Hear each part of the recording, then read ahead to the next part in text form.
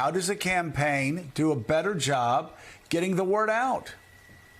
Contrast, contrast, contrast. I mean, they need to start behaving as if this campaign is in the last 90 days.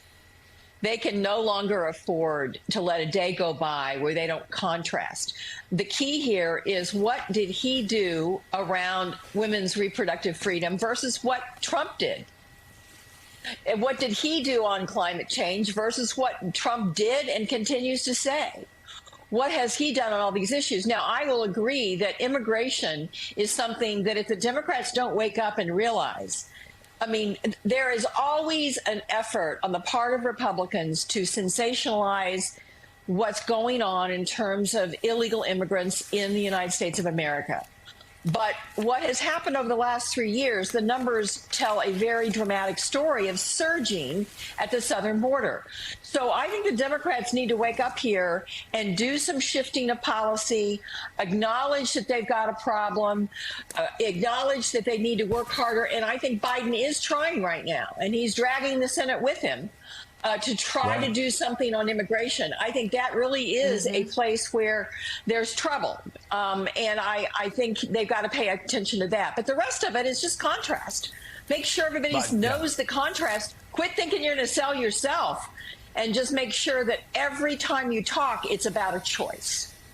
Well, and Claire, you're so right on the border. I mean, Washington Democrats in the Senate are clueless. They need to talk to Democratic governors, Democratic mayors, Democratic local office holders across the country on illegal immigration. That's an issue that they need to get right. On all of these other issues, though, you are so right. Biden does have it right. His policies are very popular with the American people, but attached to him, it doesn't work. And I'm curious what your thought is, because I agree with you. It's so funny. You said every day. I was frustrated yesterday thinking about these poll numbers continuing to drop.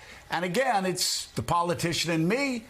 I know you felt the same way I did. There's less than a year left. When I was running a little congressional race, when I had less than a year for my little congressional race, I would freak out. And I would be telling people that worked for me, I would be telling my campaign staff, every day counts.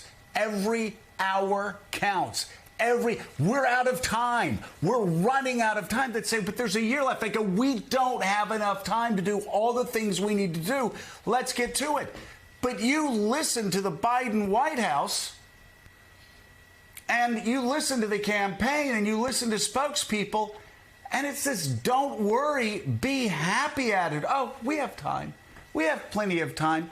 American democracy may be on the line, but we have no. That's what they tell Jonathan O'Meara. Everything is going according to plan, as the emperor said before the Death Star was blown up.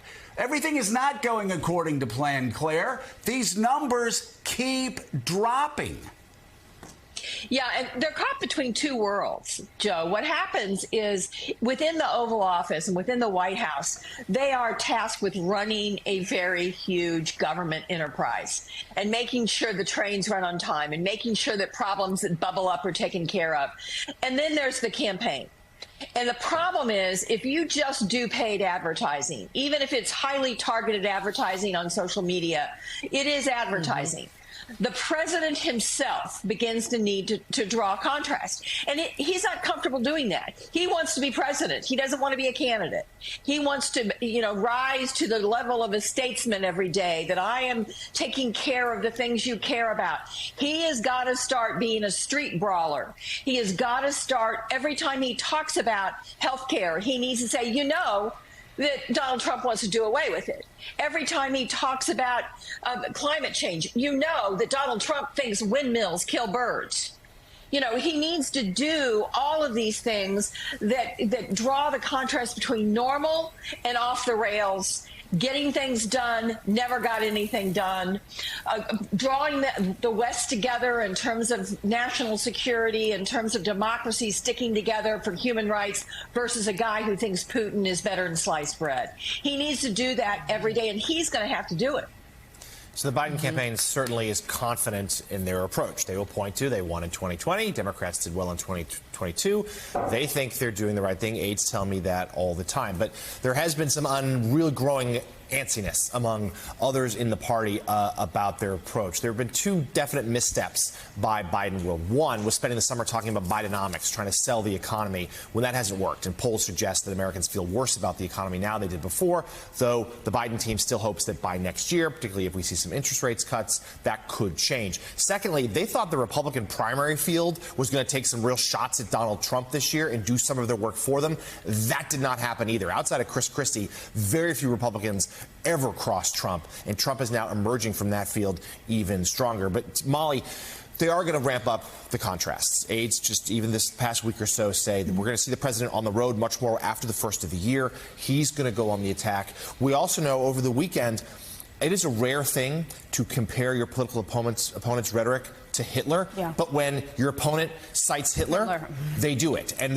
I have some new reporting today about the calculus behind that. The Biden team not shy about calling it out. If you're going to use phrases that are associated with Mussolini or Hitler, we're going to say so. That is not some sort of political third rail. Is that going to be the right aggressive approach for this team? Oh, yeah. I mean, look, I need to say one thing about polls here because I've written about this so extensively. You know, polls are ultimately pseudo events, right? They are not natural, organic events. This poll is 1,000 people on the phone. All right. So again, yes, Biden world has to panic because what is on the line? Democracy, right? This is the do you want to have elections anymore election. So, I would like to have elections. And I think that's worrying. And I do think, look, the other side floods the zone, right? They want to flood the information vacuum. And Biden world needs to do the same.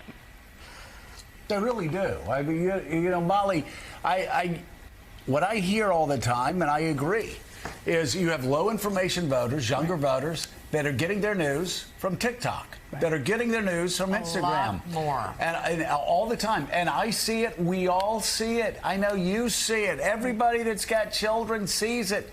At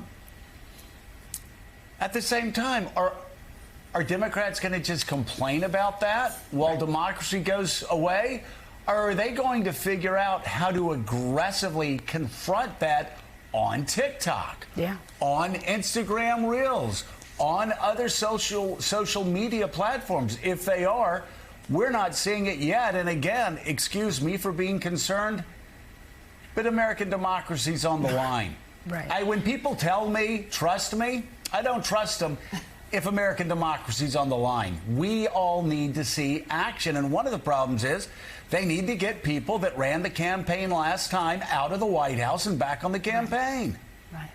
No, I think that's true. And look, we don't have a mainstream media the way we did historically, right? There's many fewer local news. There's much less to count on. So you really need people talking about things that are fact-checked and true on these social media platforms because they've sort of taken over for a lot of local news.